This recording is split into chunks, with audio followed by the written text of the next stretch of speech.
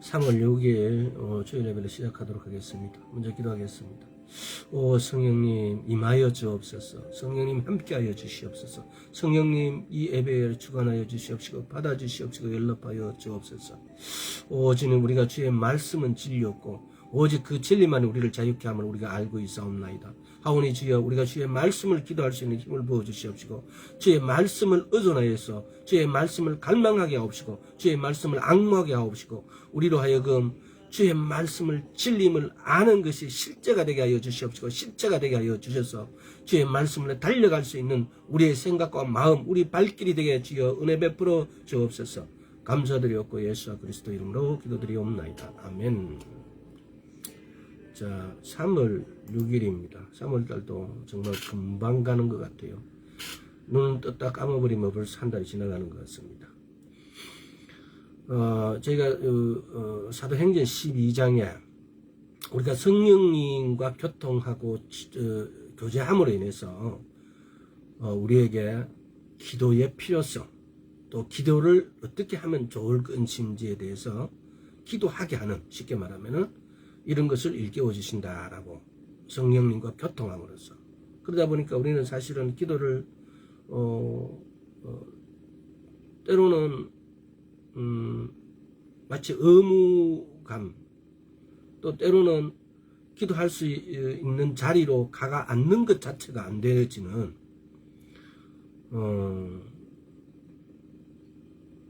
이런 상황.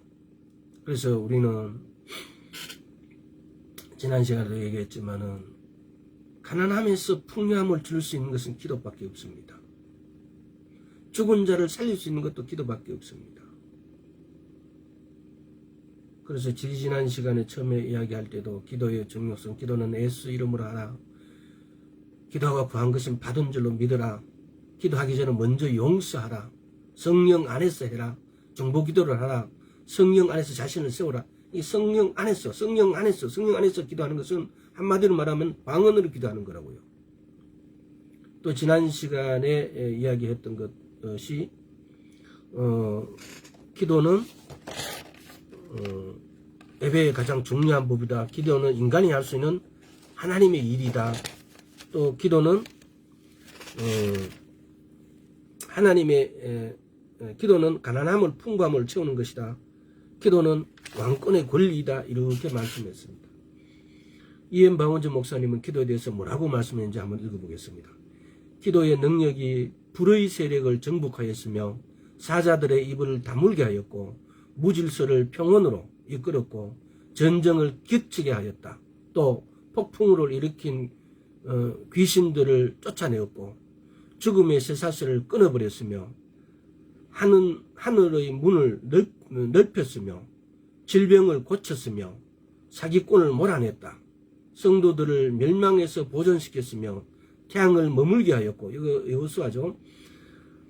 벼락의 방향을 조정하기도 하였다.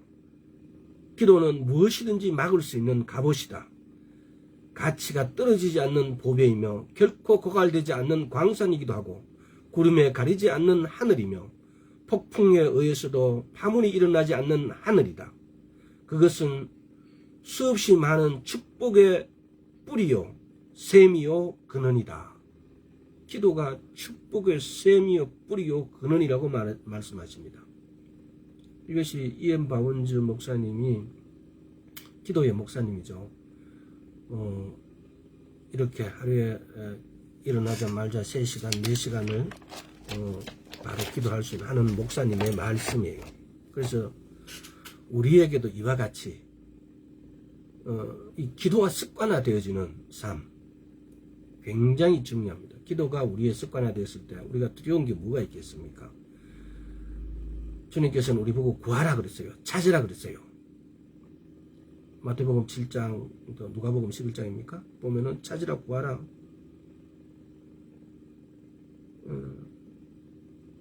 우리는 뭘 찾고 뭘 구하고 도대체 우리는 그 기도를 하지 않는 이유가 뭐겠어요? 기도해서 받아본 적이 없기 때문에 기도하지 않는 거예요. 이제 기도해서 받아봅시다.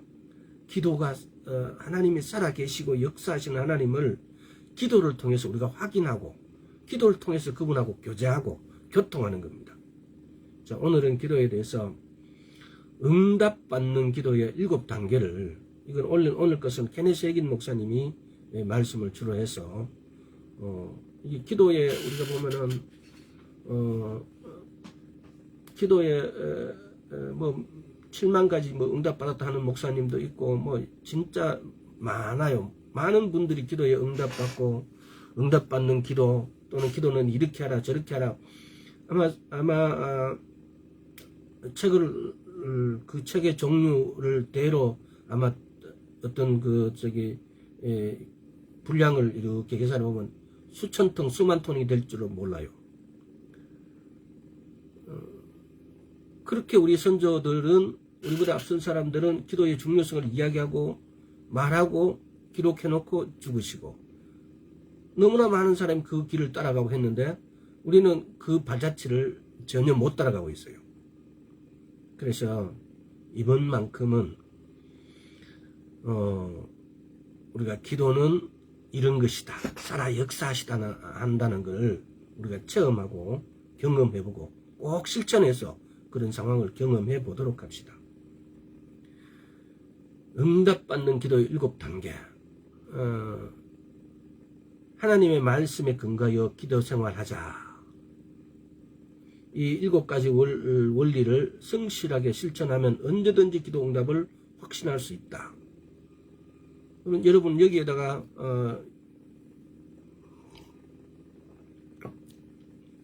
희망을 가지고, 왜? 이 7가지 방식대로 언제든지 이렇게 기도하면은 응답받을 수 있대요. 이거는 케네시 해긴 목사님의 말씀 7가지라고 이렇게, 물론 그 이외에 다른 방법도 많이 있겠죠. 근데 제가 봤을 때 가장 현실적이고 가장 우리가 실천하기 쉽게 따라할 수 있는 어떤 방법이었어요. 왜냐하면은 우리 때로는 교회에서 많은 목사님들이 설교할 때 본인도 실천하지 않고 있는 것 같고, 또 그 그 방법을 우리가 듣기는 들어도 그걸 어떻게 실천해야 될지를 모르는 그런 방법으로 메시지를 전하는 분들이 너무 많아요. 그런데 케네시 해긴 목사님은 이걸 너무나 선명하게 누구나 따라할 수 있게끔 이렇게 책으로 기록해 놨습니다. 그래서 첫째는 하나님의 약속 위에 서서 필요를 구체적으로 구하라. 하나님의 약속 위에 쓴다는 것은 뭡니까? 하나님은 뭘로 우리에게 약속하셨습니까? 히브리서 6장입니까? 보면은 약속하시고 맹세했다고 그러세요.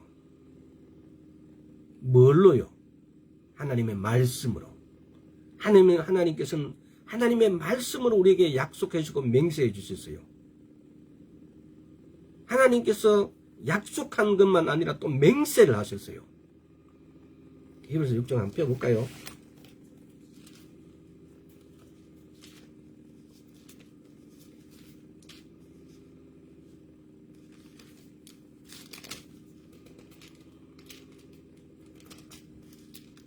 자, 히브리서 6장 7절, 17절. 하나님은 약속을 기업으로 받는 자들에게 그 뜻이 변치 아니함을 충분히 나타내시려고 그 일의 맹세로 보증하셨으니, 이는 하나님이 거짓말을 하실 수 없는 이 2가지 변치 못할 사실을 인하여 앞에 있는 소망을 얻으려고 피하여 가는 우리로 큰 안위를 받게 하려 함이니라. 우리가 이 소망이 있는 것은 영혼의 닭 같아서 튼튼하고 견고하여 휘장 안에 들어가나니, 그리로 앞서가신 예수께서 멜기세덱의 반차를 쫓아 영원히 대제사장이 되어 우리를 위하여 들어가셨느니라. 하나님께서 약속하시고 맹세하실 때 무엇으로요? 자기의 몸으로, 그분의 몸을 십자가에 못 박히심으로 그분이 약속하시고 맹세하셨어요. 근데 우리가 그걸 믿지 않는다고요? 자, 그래서 예수님께서 왜 약속하시고 맹세하셨겠어요? 우리에게 그 혜택을 주시기 위해서. 무엇으로? 성경에는 병이 치유되어지고 부유하게 되어지고 걱정 근심 없이 두려워하지 말라. 빌립보서 4장에도 두려워하지 마라. 모든 염려하지 말라 그래요. 오직 기도와 간구로 너희 모든 구할 것을 하나님께 아뢰라 그랬어요. 이렇게 말씀은 우리에게 평온함을 주고 부유함을 주고 건강함을 주고 이런 것으로 가득합니다. 그럼 이 말씀이 아무 효력도 없는데 그 말씀을 우리에게 전했겠습니까? 근데 우리가 알아야 될 게 뭐냐면은 기도하고 말씀을 보고 그 말씀을 실천할 때 우리가 수학에 있어서 공식을 풀 때 항상 if, 뭐면 가정되어 있는 조건들을 우리는 확실하게 그 조건들을 성취해야만이 그 문제를 제대로 풀 수 있어요. 마찬가지예요. 하나님 말씀에도 때로는 if가 많이 있어요. 믿기만 하면, 믿으면, 용서하면, 용서해라. 뭐 이렇게 if 또는 뭐 하라 하지 말라로 가득 차 있다는 겁니다. 그래서 성경에는 365가지 하라 하지 마라가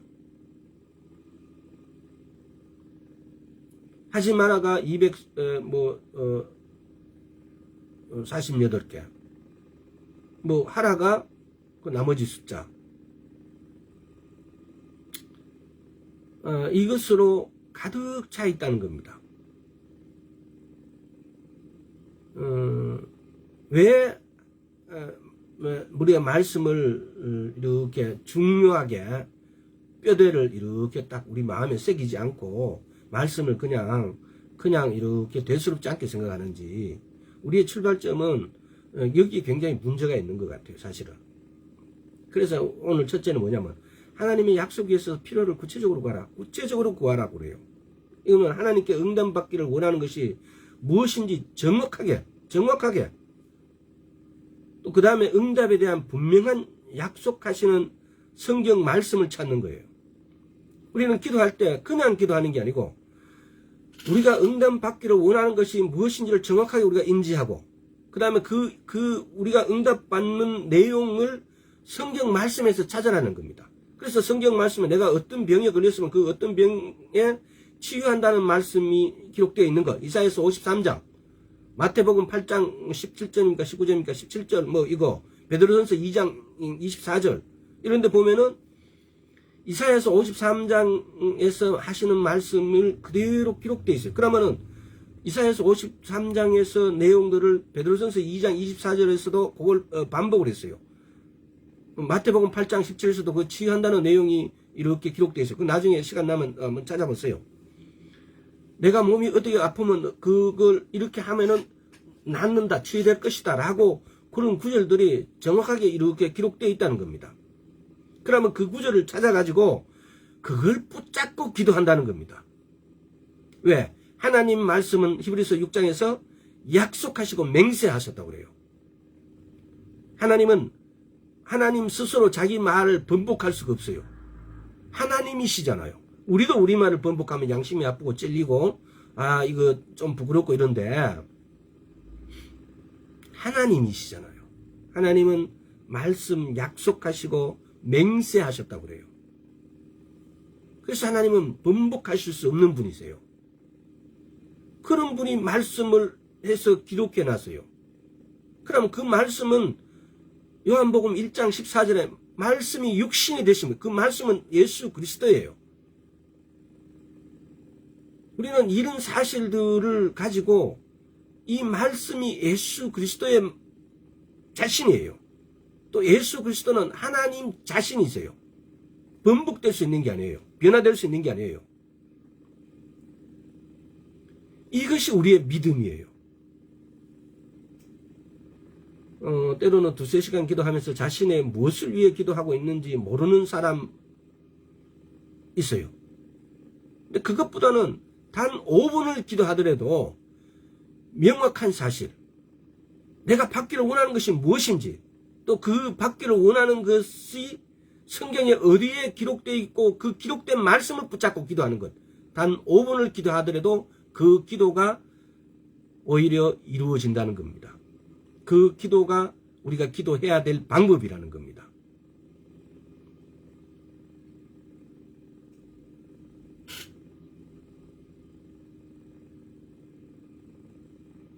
특별히 이렇게 기도할 때 중요한 것 한 가지는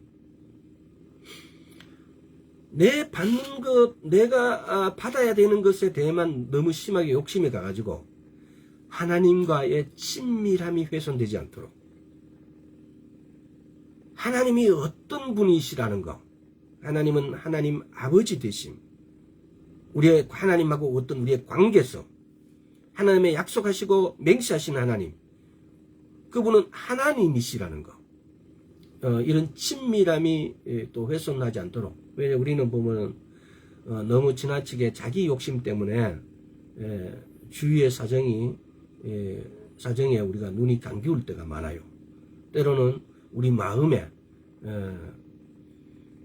욕심들이 다른 사람들에게 상처를 주는 말을 했는데 자기는 그걸 잘 모를 때가 많아요. 그래서 객관적으로 어떤 사람이 이야기해주면 자기는 그 말이 안 들려요. 자기의 욕심 때문에, 자기의 어떤 애착하고 자기가 막 이렇게 하고 싶은 어떤 갈망, 욕구가 너무 자기애가 너무 과다하게 이렇게 사로잡혀 있으면은 주위에서 아무리 아니다고 해도 아닌 게 아니에요. 이렇게 되어지면은 우리는 오히려 하나님하고 내 필요를 구하다가 하나님하고 친밀함을 잃을 수 있다는 겁니다. 그래서 이런 부분들에 조심을 하면서, 그래서 말씀에 우리가 창념하고 말씀에 주의하면서 항상 나를 살펴봐야 돼요. 자, 첫째, 그러니까 오늘 지금 이게 기도의 첫째는 하나님 약속 위에서, 말씀 위에서 하는 기도는 첫째는 뭐냐? 분명하게 구하는 것이 내 필요가 무엇인지 분명하게 내 필요를 다 알잖아요. 뭐 어디 아프다든지 아니면 내 자식이 대학을 가야 하든지 내 필요를 분명하게 내 필요를 가지고 내 필요를 분명하게 하고, 두 번째는 이 필요를 약속한 말씀을 찾는 겁니다. 그래서 그 말씀을 가지고 이렇게 구체적으로 하나님께 주님 말씀하셨으니까 이 말씀대로 저에게도 이루어지십시오.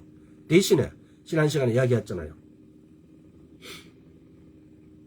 기도할 때 중요한 것이 지난 시간입니까? 예수 이름으로 하라. 믿고 그한 것은 받은 줄로 믿으라. 먼저 용서를 해라. 성령으로 하라. 중보기도를 하라. 성령 안에서 자기를 세우라. 성령 안에서 자기를 세우는 건 일반 쉽게 말하면 방언기도예요.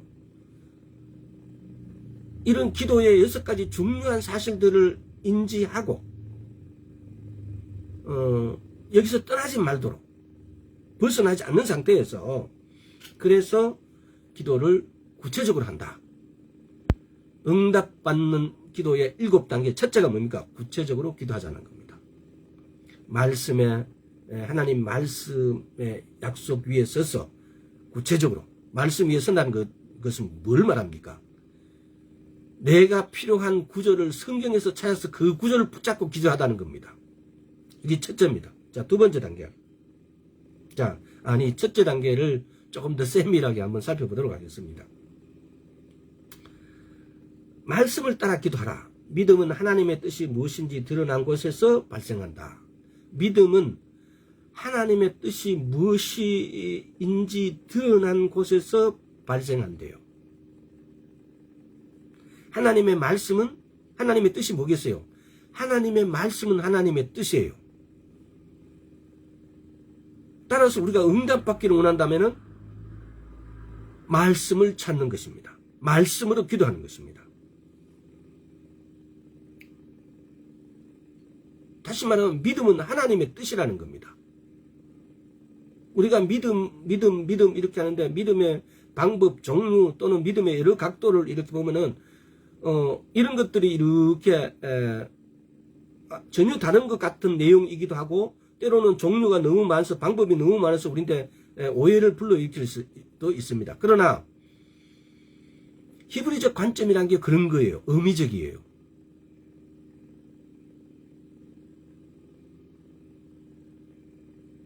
예를 들어서 공의와 정의가, 째다카가 미시파트가 때로는 미시파트로 번역되어 있는데 그것이 째다카였어요.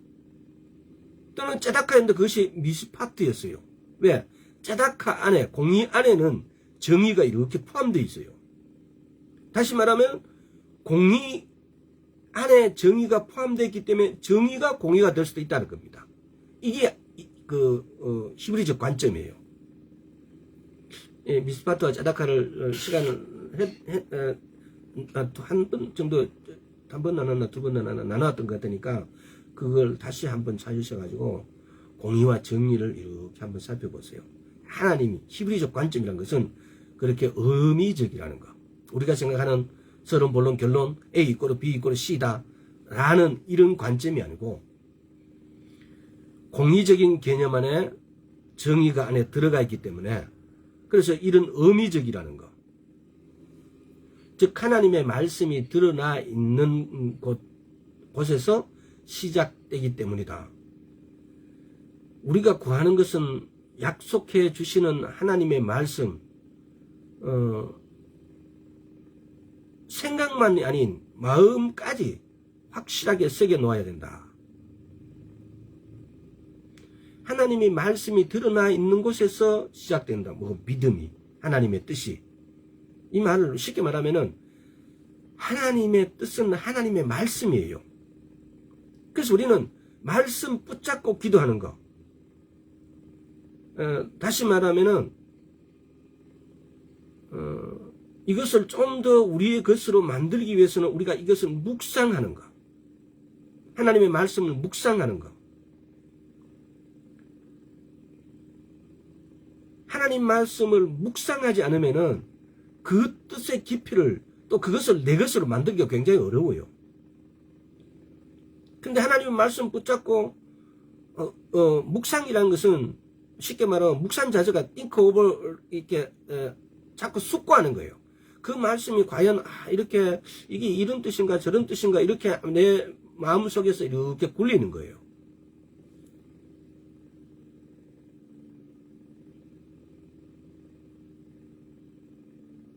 말씀을 이렇게 내 마음속에 내 생각 안에 내가 암기해서 그 생각 안에 그 말씀이 있다면 그 말씀을 계속 이렇게 굴리는 거예요. 이런 것인가 저런 것인가 이쪽인가 저쪽인가 이렇게 굴리는 것이 묵상하는 거예요. 그랬을 때 성령님께서 내게 가르쳐 주십니다. 이것은 이런 뜻이다라고. 그래서 내게 다가옵니다. 그 말씀이 선명하게 이건 이런 것이라고. 그럴 때 기쁨이 어떤 건지 아세요? 눈을 뜨게 돼요. 마음이 열려지게 돼요. 묵상하지 않는 사람은 이 기쁨을 몰라요. 근데 묵상한 사람만이 내가 묵상할 때에 마음이 열려지고 눈이 뜨개졌다는 사실들을 알게 되져요. 여러분 다 경험이 있을 거예요. 그 말씀이 그때 어느 순간 내인데 내게 그 말씀을 안에 내가 그 말씀을 이렇게 속에서 묵상하고 굴린다는 말씀을 내가 굴리고 있다는 것은 말씀을 내가 붙잡고 내 생각 속에 내 마음 속에 붙잡고 그것을 이렇게 이게 무슨 뜻인지 하고 이렇게 굴리고 있을 때 어느 순간 갑자기 하나님이 말씀으로 말씀하시고 때로는 다른 목사님의 설교로도 말씀하시고 때로는 자연적인 환경의 어떤 것들로 식물로도 동물로도 이렇게 내가 말씀하시는 겁니다. 이것이 묵상할 때만이 내게 하나님 말씀을 깨닫게 해주는 하나님의 방법이 있어요. 자, 여호수아 1장 8절을 한번 봅시다.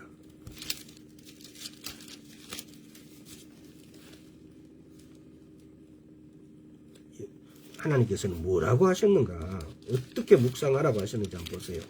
여호수아가 모세가 이제 죽고 난 다음에 여호수아인데 모든 이제 그 리더십이 옮겨졌어요. 그럴 때 하나님께서 여호수아를 어떻게 위로하고 어떻게 말씀하시는가? 1장 8절. 이 율법책을 내 입에서 떠나지 말게 하며 주야로 그것을 묵상하여 그 가운데 기록한 대로 다 지켜 행하라. 그리하면 내 길이 평탄하게 될 것이라. 내가 형통하리라. 여기서 이 표준 성경에서 내 길이 평탄하게 될 것이라, 내가 형통하리라, 이 말씀 뭐라고 해놨지 압니까? 너는 삶에서 겪는 일들을 지혜롭게 처리할 수 있게 될 것이다, 이렇게 해놨어요. 내 길이 평탄하게 될 것이다. 내가 형통하게 되는 이 말이 우리말로 하면 어떻게 형통, 어떻게 평탄하게 되는지, 이거 참 약간 묘한 게 있는데, 확대 변경 성경에서는 내 삶에서 겪는 일들을 지혜롭게 처리할 수 있게 된다는 것이에요.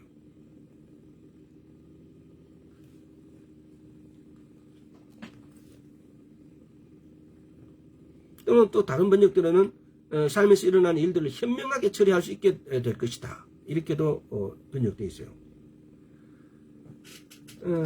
그러면 다시 말하면은 우리 삶에 성공하는 것은 하나님의 말씀으로 묵상함으로입니다. 우리가 첫째 우리 타이틀은 뭐니까 하나님의 약속 위에서 필요를 구체적으로 구하라. 약속 위에 선다는 것은 말씀 위에 서는 거고 말씀 위에 선다는 것은 말씀을 묵상하는 거라 이 말입니다. 말씀을 묵상할 때 길이 열려지고 듣게 되어지고 악마의 문이 파쇄되어지고 뭐 이런 말할 수도 없어요.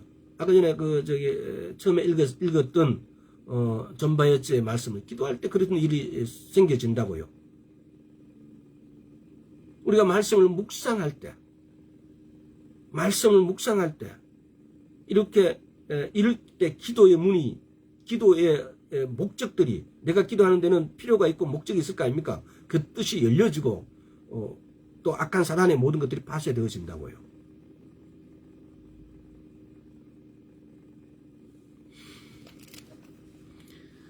그렇다면 우리 삶에 성공하는 것은 하나님의 말씀을 묵상함으로 되어지는 거예요. 에스겔서 한번 봅시다.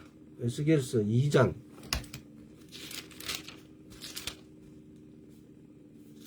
한번 보세요. 이게 보면은 뭐라고 해놨냐면 2장 8절 인자야 내가 내게 이르는 말을 듣고 그 패역한 족속같이 패역하지 말고 내 입을 벌리고 내가 내게 주는 것을 먹으라 하시고 말씀을 먹으라 해요.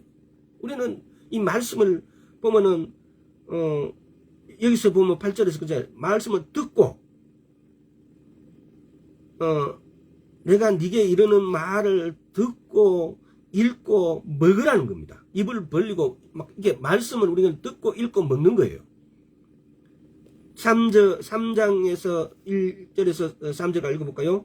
그가 또 내게 이르시되 인자야 너는 받는 것을 먹으라. 너는 이 두루마리를 먹고 두루마리가 뭐예요? 말씀이에요. 토라예요. 토라. 먹고 가서 이스라엘 족속에게 고하라 하시기로 내가 입을 벌리니 그가 그 두루마리를 내게 먹이시며 내게 이르시되 인자야 내가 내게 주는 이 두루마리로 내 배에 넣으며 내 창자에 채우라 하시기에 내가 먹으니 그것이 내 입에 달기가 꿀 같더라. 우리가 어떻게 내 배에 내 창자에 채웁니까? 말씀을 아멘으로 아멘함으로.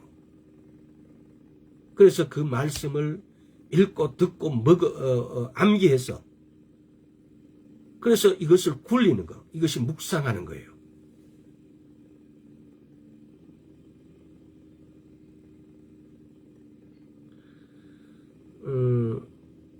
이렇게 할 때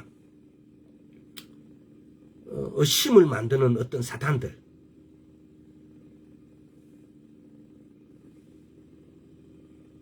이런 것 또한 물리칠 수 있다는 겁니다. 우리는 물리쳐야 됩니다. 또 어떻게? 예수 이름으로 이게 보면은 우리가 하나님 말씀을 묵상할 때 또는 우리가 성경을 읽을 때 찬양을 할 때 우리 앞에 제일 첫째 보면은 제일 가벼운 어떤 공격수 쫄따구부터 시작해서 조금 큰 이런 강도들이 막 우리한테 와서 방해를 합니다. 말씀 읽지 마라.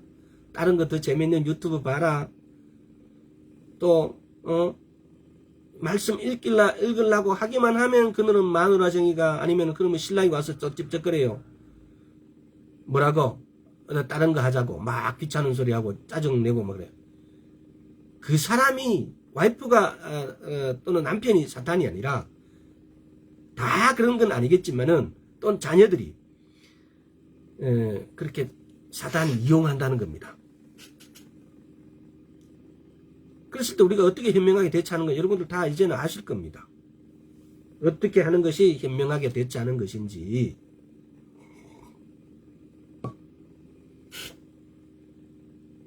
시편 119편 11절에도 내가 주께 범죄치 아니하려 하여 주의 말씀을 내 마음에 두었나이다. 내가 주께 범죄치 않기 위해서 주의 말씀을 내 마음에 두었대요. 우리 다 같이 나이를 먹으니까 그동안 저도 제 입으로도 그걸 신나고 했는데 케네스 해긴 목사님은 늙어 죽을 때까지 그런 게 없었대요. 나이를 먹었다고 해서 기억력이 상실되지 않았대요. 그렇게 하는 것은 사단이래요. 우리 다 같이 기도합시다. 우리 주 예수와 그리스도 이름으로 주여, 악하고 더러운 것은 우리의 기억력을 잡아먹었다는 우리 입이 선포된 말들이 잘못되었음을 고백합니다. 주여, 이제 우리가 어렸을 때보다 더 기억력이 소생되어지고 더 총명해진 것을 믿사옵나이다. 주여, 악하고 더러운 것들, 우리 기억력을 퇴소시키는 사탄들아, 이 시간 이 말씀을 듣는 모든 사람에게서 떠나갈지어다. 예수와 그리스도 이름으로 기도드립니다. 아멘. 우리 기억력 주님께서 깨끗하게 해주실 것입니다. 이것이 믿음입니다. 우리가 바라는 대로 믿는다면 그대로 되어질 것입니다. 자, 조금 전에 제가 말씀드렸죠. 이사야서 53장 4절에서 5절, 또 마태복음 8장 17절, 베드로전서 2장 24절, 이사야서 53장 4절에서 5절이 베드로전서 2장 24절과 거의 유사합니다. 이사야서 53장 4절 5절만 한번 읽어보겠습니다. 4절 5절. 이사야서 53장 너무나 유명한 말씀이라서 여러분 다 아실 겁니다. 4절 5절. 그는 실로 우리의 질고를 지고 우리의 슬픔을 당하였거늘 우리는 생각하기를 그는 징벌을 받아서 하나님에게 맞으며 고난을 당했다 하노라. 그가 찔림으로 우리의 허물을 인함이요 그가 상함으로 우리의 죄악을 인함이라. 그가 징계를 받음으로 우리가 평화를 누리고 그가 채찍에 맞으면 우리가 나음을 입었도다. 그가 채찍에 맞으면 우리가 나음을 입었대요.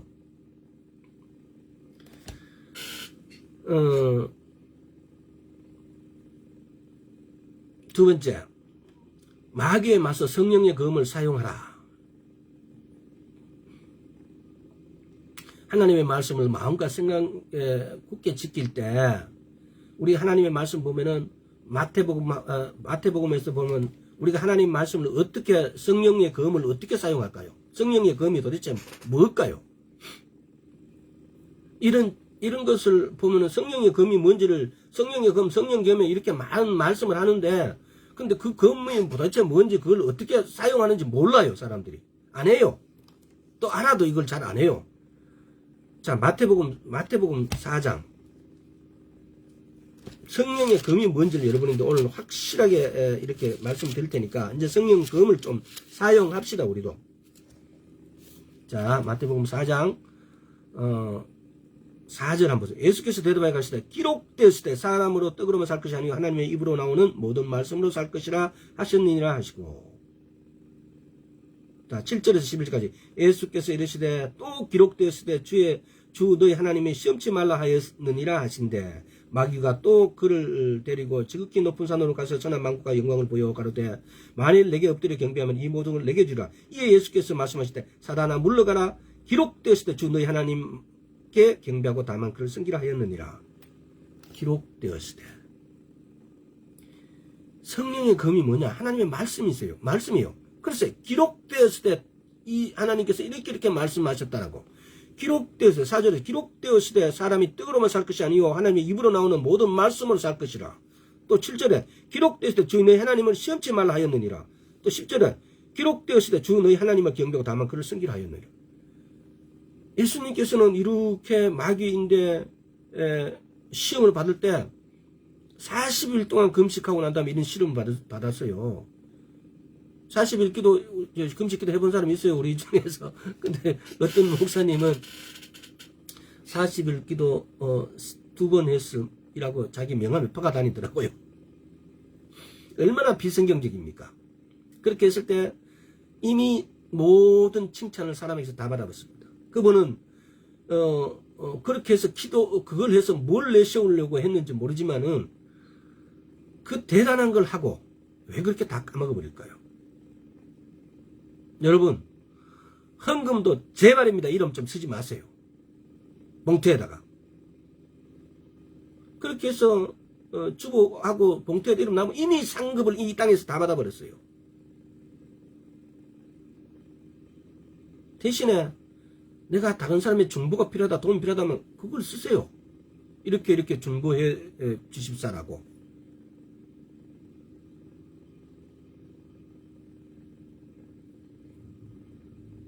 (40일) 기도 2번 했으면 어디 총회장 했으면 뭐 했으면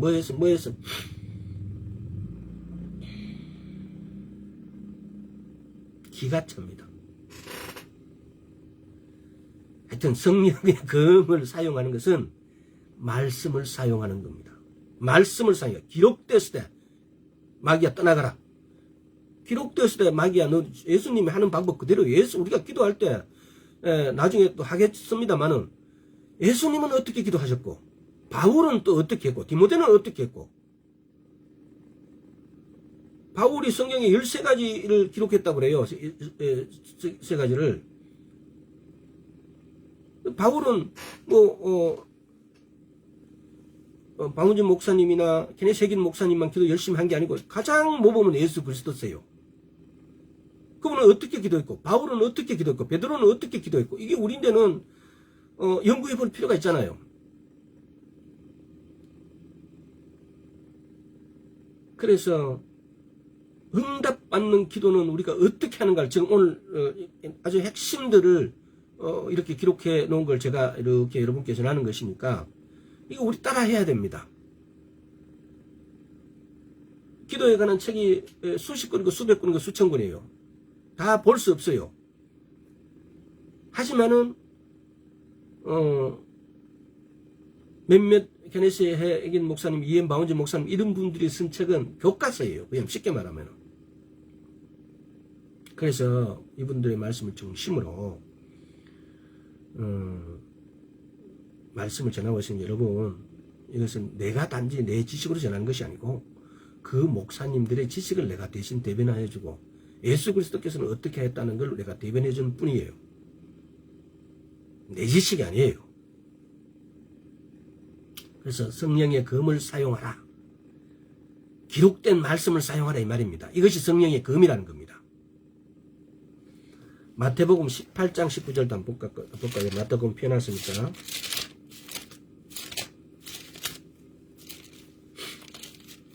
자, 마태복음 18장 19절에 진실로 다시 너희에게 이르노니 너희 중에 두 사람이 땅에서 합심하여 무엇이든지 구하면 하늘에 계신 내 아버지께서 너희를 위하여 이루게 하시리라. 합심기도 두세 사람이 내 이름으로 모인 곳에는 나도 그들 중에 있느니라. 이렇게 합심할 때 합심해서 구하는 거 두세 사람이 모인 곳에 또 지금은 무엇이든지 구하면 하늘에 계신 내 아버지께서 저희를 위하여 이루게 하시리라 라고 말씀하십니다. 이 부분에 여러분 우리는 이제 때가 그야말로 팬데믹 시대 마태복음 20장, 누가복음 21장, 마가복음 13장에서 이 마지막 때의 상황에 기록되어진 것, 또 많은 여러 목사님들의 성경에 보면 계시 또는 어떤 예언의 말씀들로 마지막 때 교회는 가정교회야 된다라고 이렇게 예언하신 분들이 너무 많았어요. 지금 그런 시대가 되어지고 있어요. 이것도 여러분 한번 깊이 생각해 보시기 바랍니다. 지금 교회를 가지 말라는 것이 아니라 이 마지막 때에 여러분들이 가정에서 목사가 되어야 된다는 겁니다. 쉽게 말하면 말씀 전하는 자가 되어야 된다는 겁니다. 이렇게 어려운 팬데믹 상황에서 전염병이 활기를 치는데 굳이 교회를 가겠다고 말씀 배우러 말씀 먹으러 교회 갑니까? 아니면은 눈도장 찍기 위해서 갑니까? 우리 눈도장은 하나님께 찍어야 돼요. 눈도장을 목사에게 찍는 게 아니에요. 그렇게 찍겠다라고 하는 마음 자체는 가식이에요. 하나님께 예배드리기 위해서 예배를 드리는 거예요. 근데 눈도장을 찍어야 된다고요. 눈도장을. 이 가식 덩어리, 이 가식이 우리를 얼마나 많이 포장하고 있고 덮고 있고 우리가 사는 이 현실적인 삶에 있어 갖고 이 가식들은 우리를 지탱하게 해요. 때로는 사회생활에서 내만 사는 것이 아니기 때문에. 그러나 우리가 하나님 앞에까지 이렇게 가식을 떨 필요는 없잖아요.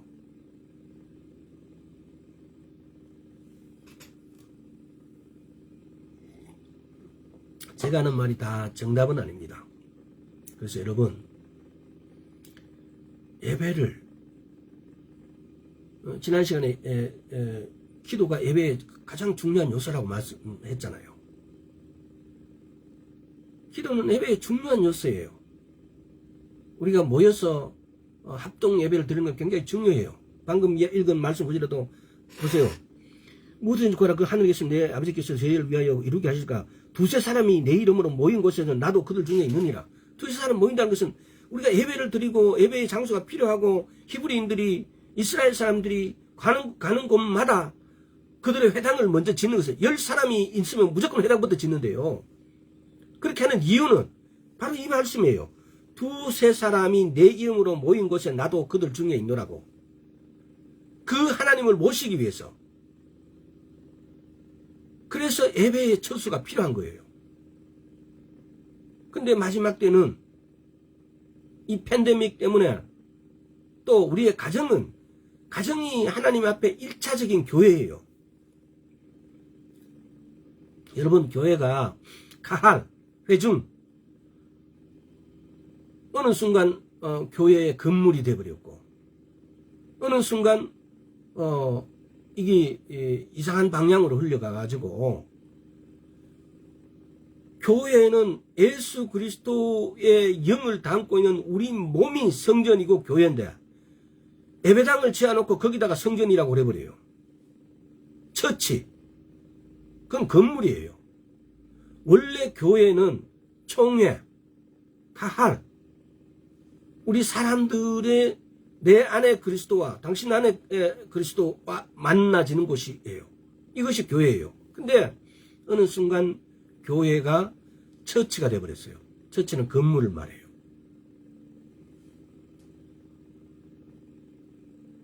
우리 회당, 쉽게 말하면은 여하튼 간에 무엇이든지 우리 가정에도 두세 사람이 넘잖아요. 그래서 이렇게 모여서 할 때 주님께서는 다 들어주신다고요. 이렇게 나가면 진도가 너무 안 나가는데요. 그래도 어쩌겠습니까? 자, 세 번째, 믿음의 선한 싸움을 싸우라. 자, 디모데전서 6장을 한번 봅시다. 디모데전서, 히브리서, 디도서, 디도후서, 디모데전서 6장. 히브리서 앞에 디도서 있고, 디도서 앞에 디모데후서 있고, 디모데후서 앞에 디모데전서 있습니다. 자, 디모데전서 6장 12절. 믿음의 선한 싸움을 싸라. 영생을 찾아 이를 위하여 내가 부르심을 입었고 많은 증인 앞에 선한 증거를 증거하였도다. 믿음의 선한 싸움을 싸워라. 말씀과 더불어 믿음의 선한 싸움을 싸우는 일도, 하나님의 약속하신 모든 축복을 받는 일도 모두 우리에게 달려 있습니다. 믿음의 선한 싸움은 보통 우리는 보면은 눈에 보이는 것, 다들 열심히 합니다. 눈에 보이지 않는 건 눈치 봅니다. 다시 말해서 우리가 치유, 축복, 은혜에 관한 모든 것들을 이것들의 선한 싸움을 싸우려면은 우리는 어떻게 됩니까? 성령의 검을 가져야 됩니다. 성령의 검이 뭐라고 그랬죠? 하나님의 말씀. 즉 우리 마음과 영으로 믿고 의지하는 믿음을 입술로 선포하는 의미. 이것이 믿음의 선한 싸움을 싸우는 거예요. 조금 전에 말씀했잖아요. 마태복음에서 기록되었을 때. 선한 검, 성령의 검, 하나님의 말씀을 가지고 기록되었을 때 이렇게 하나님께서 말씀하셨으니까 떠나가라고. 이렇게 우리가 선한 성령의 검을 가지고 우리는 어떤 질병도 불의도 불법도 가난도 의혹도 받아들이지 않아야 합니다. 즉 하나님 말씀과 반대되는 것, 이거 우리 거 아니에요. 이것이 뭐냐? 믿음의 선한 싸움을 싸우는 거예요. 믿음의 선한 싸움을 싸울 때 우리의 무기는 성령의 검이에요. 이 성령의 검은 하나님의 말씀이라는 거죠. 따라서 하나님의 말씀과 반대되어지는 것은 쳐야죠. 믿음의 선한 싸움을 싸우라니까 도대체 믿음의 선한 싸움이 뭔지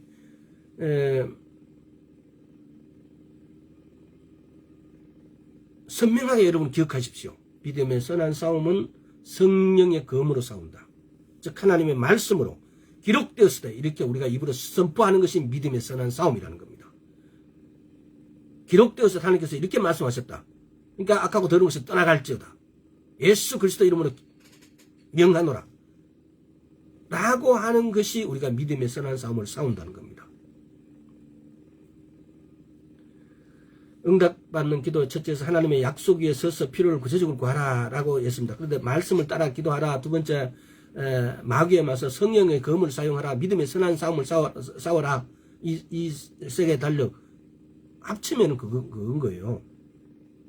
아주 말씀을 구체적으로 입으로 선포하는 거예요. 기록된 말씀으로. 이것이 우리가 기도받는 응답 단계 첫째 7단계 중에 첫째예요. 46분 됐군요. 두 번째 단계는 우리가 필요하고 원하는 것을 하나님께 요청하라. 첫 단계는 첫째는 당신이 하나님께 받기를 원하는 것이 무엇인지 알고 그것들을 뚜렷하게 약속하시는 성경 말씀을 찾는 것. 두 번째는 우리가 원하는 것을 하나님께 구하고 그것을 받게 된다는 사실을 믿는다는 것. 구체적으로 구하고 성경 말씀을 찾고 그리고 그 찾은 말씀대로를 되어질 것이라고 내가 믿는 것.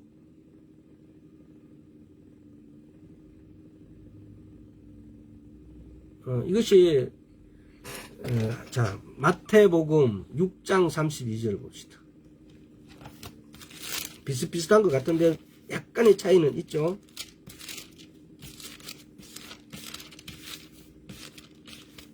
자 6장 32절 이는 다 이방인들이 구하는 것이라 너희 천부께서 이 모든 것이 너희에게 있어야 할 줄을 아시느니라.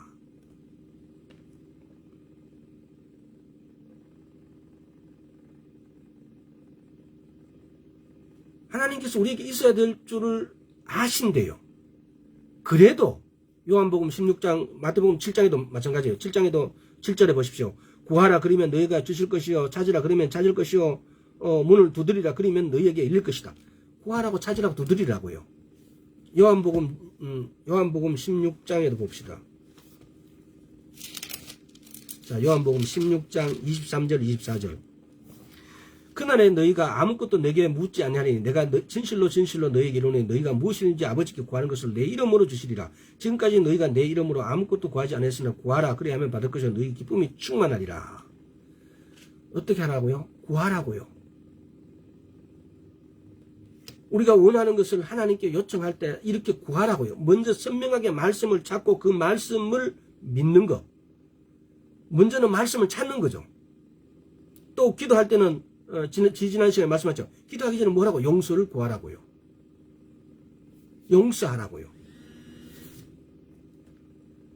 마가복음 7장도 한번 볼까요?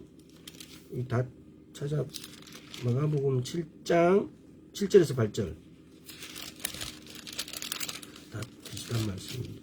자 7절에서 8절 사람의 계명으로 교훈을 삼아 가르치니 나를 헛되이 경배하는 도다 하였느니라. 너희가 하나님의 계명을 버리고 사람의 유전을 지키니라. 아니 마태복음 7장 8절. 아니 아까 그 똑같은 거예요. 7장 뭐래요? 구하라 구하라 찾으라 이렇게 하는 말씀이고 마가복음 11장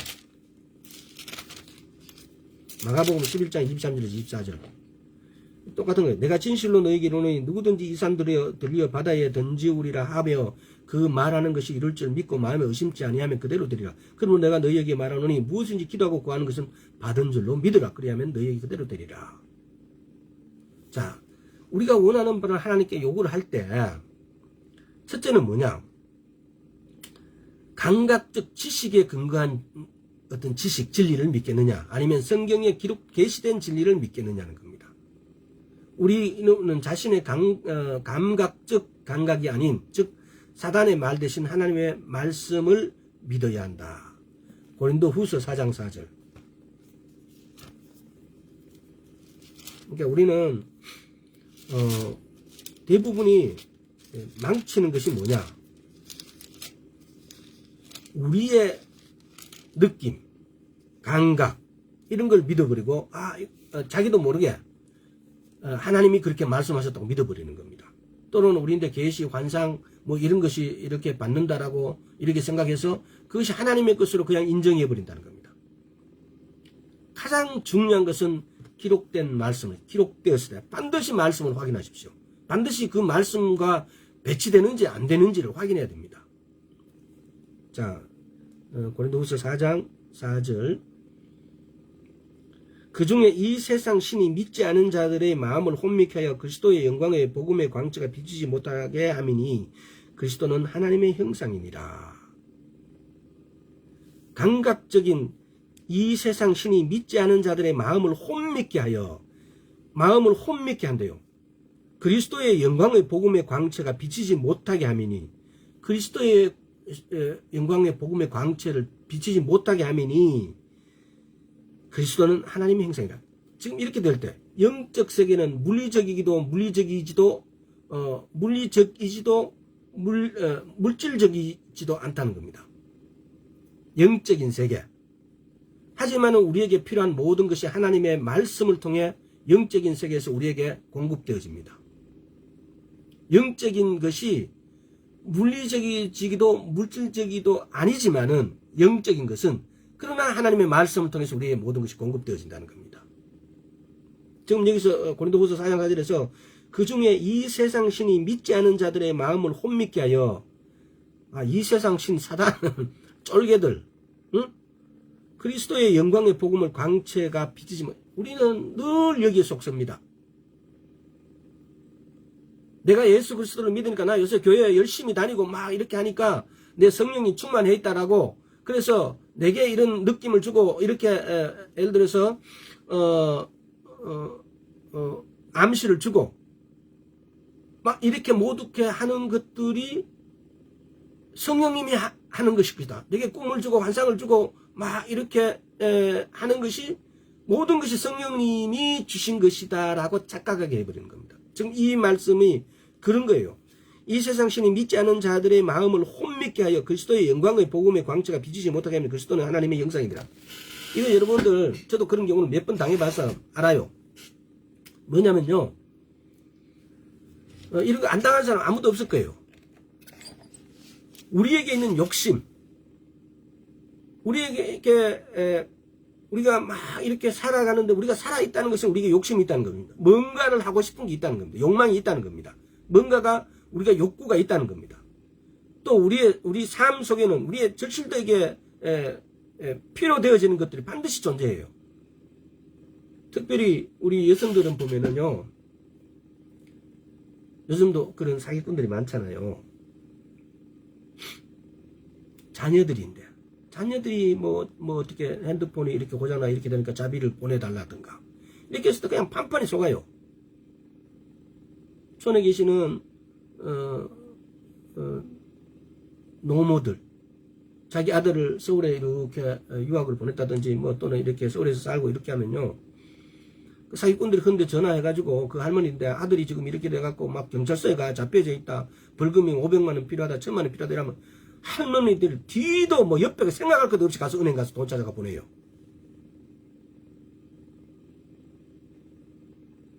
근데 우리가 그 사람들이 나쁘지요.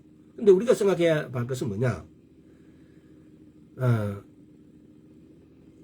우리의 욕심들, 오늘 주제하고 연관시켜서 이렇게 미혹해 하는 영을 우리에게 보내가지고 그걸 우리가 속아 넘어간다는 것,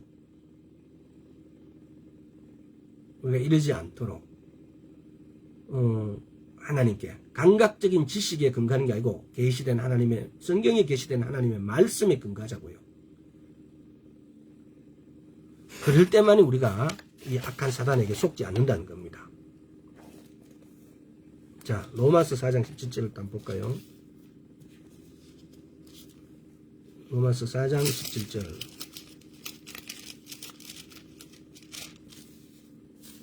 자, 기록한 바 내가 너를 많은 민족의 조상으로 세웠다 하신 것 같으니 그의 믿음 바 하나님은 죽은 자를 살리시며 없는 것을 있는 것 같이 부르시는 이시니라. 이 참 너무 좋은 말이죠. 믿음 바 하나님은 죽은 자를 살리시며 없는 것을 있는 것 같이 부르시는 이시니라. 영적 세계의 것은 하나님의 말씀을 믿는 나의 믿음을 통해 물리적 세계에서도 실제가 됩니다. 나의 믿음의 손이 그것을 붙잡아 내 삶에 없는 것을 있는 것으로 실제로 만들어 냅니다. 한번 더 읽어드릴게요. 영적 세계의 것은 하나님의 말씀을 믿는 나의 믿음을 통해 하나님의 말씀을 믿는 나의 믿음을 통해 물리적 세계에서도 실제가 되어집니다. 이것이 우리의 믿음이 되어야 돼요. 나의 믿음의 손이 그것을 붙잡아 내 삶에 없는 것을 나의 믿음의 손인 것이 이것을 우리가 붙잡아 우리 것으로 먹어야 된다 이 말입니다. 없는 것을 있는 것으로 실제로 만들어낸다는 겁니다. 고린도후서 5장 7절도 한번 볼까요?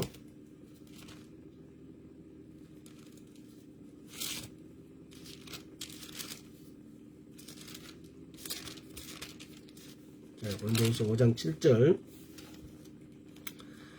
이는 우리가 믿음을 행하고 보는 것으로 하지 아니함이로라.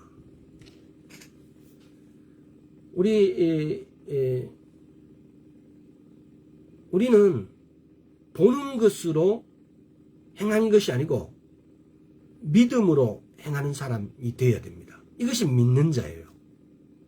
다시 한번 읽어보겠습니다. 이는 우리가 믿음으로 행하고 보는 것으로 하지 아니함이로라. 그렇지 아니란 것은 내 눈에 띄고 보는 것으로만 하는 것이 아니고 우리는 내가 믿음으로 산다는 것은 계시된 말씀으로 그 말씀이 내 안에 들어서 내가 굴려서 내가 묵상해서 그 말씀에 기록되었을 대로 사는 것이 이것이 크리스찬이란 겁니다.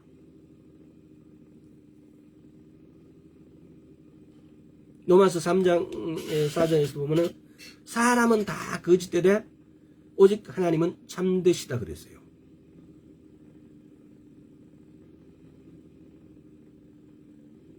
여기 지금 그 케네시 에긴 목사님이 기록해놓은 걸 한번 읽어드릴 테니까 한번 들어보십시오. 나는 지혜에 관한 성경 말씀을 읽기 시작하였습니다. 성경을 앞에 펼쳐놓고 나는 조용히 기도했습니다. 주님, 성경에서는 내가 치유받았다고 말씀하십니다. 만일 내 육신이나 다른 사람들에게 물으면 내가 치유를 받지 않았다고 말할 것입니다. 만일 내가 내 느낌이나 내가 치유받았다고 물으면 그들은 내가 치유받지 않았다고 말할 것입니다. 하지만 성경은 사람은 다 거짓되되 오직 하나님은 참되시다 라고 말씀하십니다. 그래서 내가 낫지 않았다고 한다면 나는 거짓말쟁이가 됩니다. 성령은 주님은 거짓말을 할 수 없는 분임을 증거하고 있기 때문입니다. 여러분 이 말씀을 한번 가만히 생각해 보세요. 우리가 만약에 하나님 말씀대로 살지 않고 말씀을 인정하지 않는다면 우리가 거짓말쟁이가 돼요. 내가 크리스찬이라고 내가 이야기하면서 하나님 말씀에 반대되는 거. 만약에 우리에게 병이 있다면 내가 기도해서 내 병이 나았다라고 말할 수 있는 믿음. 반대로 내가 그렇게 말했다면은 내가 낫지 않는 것은 내가 거짓말쟁이라 이 말입니다. 다른 말 하면 내가 믿음이 없는 거죠. 여러분 이렇게 우리가 거짓말쟁이 돼야 되겠어요? 믿음 없는 자가 돼야 되겠어요? 더 심하게 이야기하면 사기꾼이죠. 크리스찬적인 사기꾼. 가짜 크리스찬이죠. 우리는 이 말씀에 우리는 이 글을 읽고 우리는 정말 회개해야 됩니다.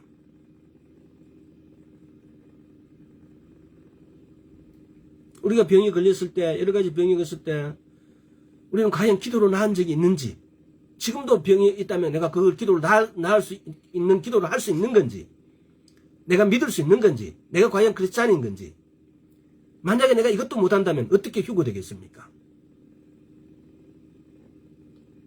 우리는 여기서 정말 회개하고 하나님께 문을 두드려야 됩니다. 살려주십사 하고.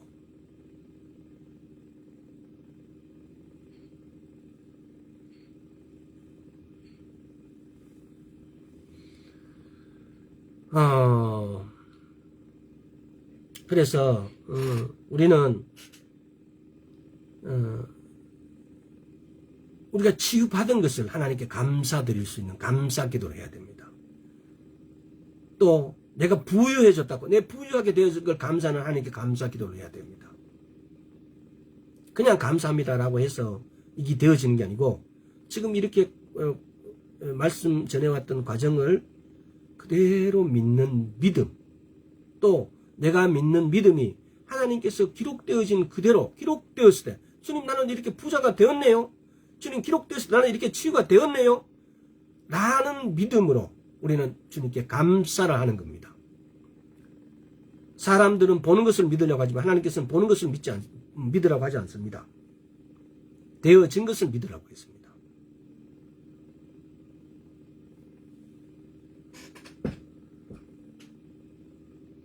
우리가 원하고 필요한 것은 성경에 약속하신 뜻 가운데 구하고 받은 것을 믿고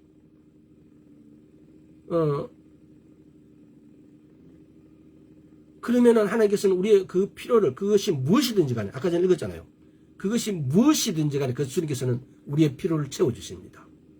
그때 우리는 감사를 올릴 수 있는 겁니다. 우리 이런 결론에서 오늘 두 가지 말씀을 전하면서 두 가지 결론은 뭡니까? 하나님의 말씀은 진리라는 거.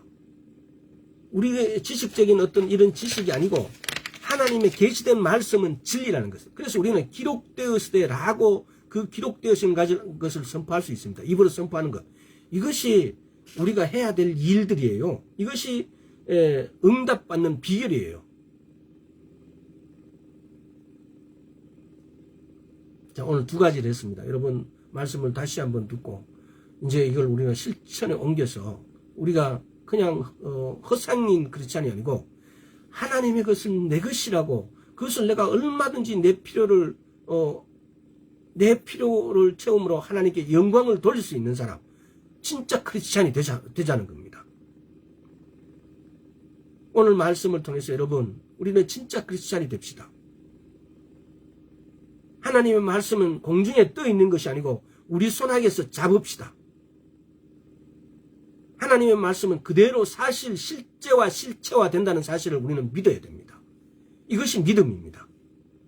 오늘 여기까지 하겠습니다. 아버지 감사드립니다. 주의 말씀을 우리를 자유케 하셨다고 말씀하셨사오니 주의 우리가 주의 말씀으로 자유케 되었음을 선포합니다. 이제 우리가 말씀을 그냥 이렇게 믿는 자가 아니고 그 말씀대로 되어진다는 사실을 완전히 믿는 자가 되었습니다. 하오니 주의 말씀대로 모든 뜻이 이루어질 것을 믿기에 주님께 찬양을 올려드립니다. 주님께 감사를 올려드립니다. 우리 주 예수와 그리스도 이름으로 기도드리옵나이다. 아멘. 또 필요한 거 있으면 전화 주세요. 우리 정전도사님, 이자매 전도사님,